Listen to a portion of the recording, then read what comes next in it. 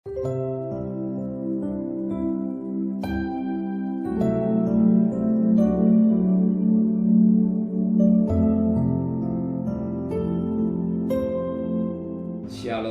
pagi sama-sama berikan kepala. Semua karena anugerah-Mu. Oleh karena anugerah-Mu, kami seperti bangsa Israel berada di Goshen dalam lindungan Tuhan. Itulah ledakan, tapi bangsa Israel mengalami perbedaan. Dan kami bersyukur kami ada sebagai anak-anak Tuhan. Dan maka pagi ini kami adakan mesbah, warga mesbah pribadi. Kami boleh naikkan pujian penyembahan kepada Bapa di surga, dan Roh Kudus mengurapi hamba-Mu, mengurapi kami dan menyucikan hati kami, biar mutiara firman-Mu jadi berkat buat kami, dan kami bisa naikkan doa sama. Amin. Shalom, pagi. Mari sama-sama kita akan membaca firman Tuhan. Yohanes pasal yang ke-10. Yohanes pasal 10 ayat pertama sampai ayat 21. Yohanes pasal 10 ayat pertama sampai ayat 21. Gembala yang baik.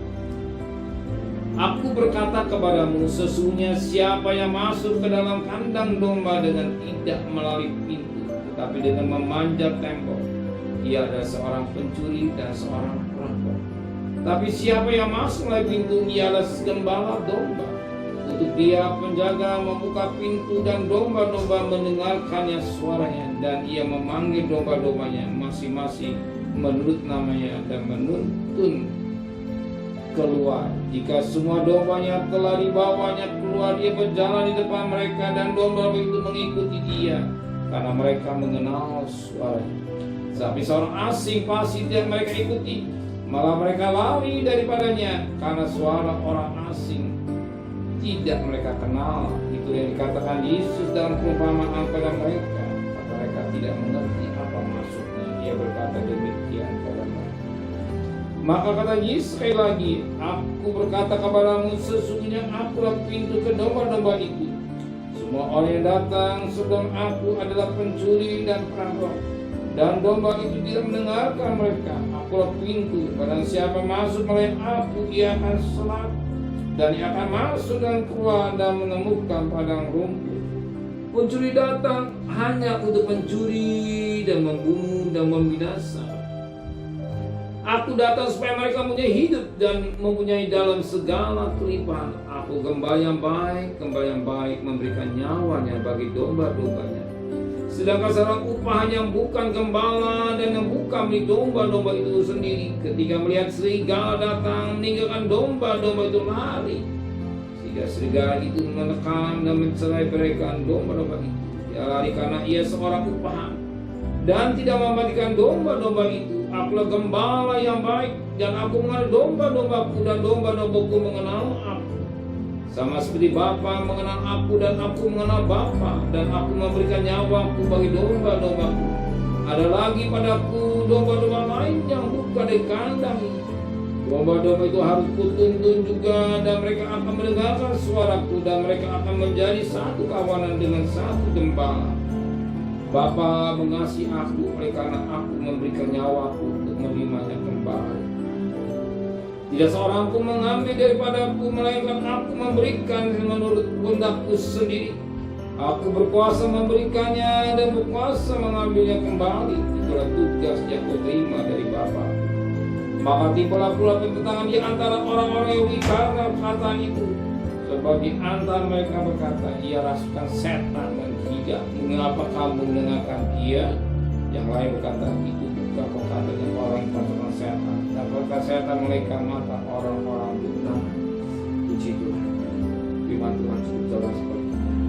Kalau kita akan bisa belajar ingat lagi. Gembala yang baik dan jelas gembala yang baik. Dan kita membuat gembala yang baik. Buruk besar, sebagaimana firman Allah pada ayat 11. Aku gembala yang baik memberikan nyawanya bagi domba-domba. Maka kita gembala yang baik, dia besar. memberikan nyawanya bagi domba. Siapa yang berbaik?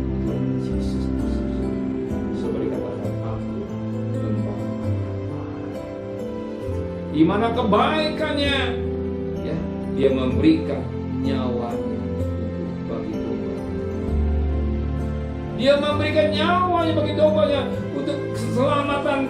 Itulah saudara saya yang menjadi domba-dombanya. Yang pasti itu, kalau domba itu pasti mendengar suara gembala, suara firman. Biasa. Dia gembala. Dia memberikan nyawa.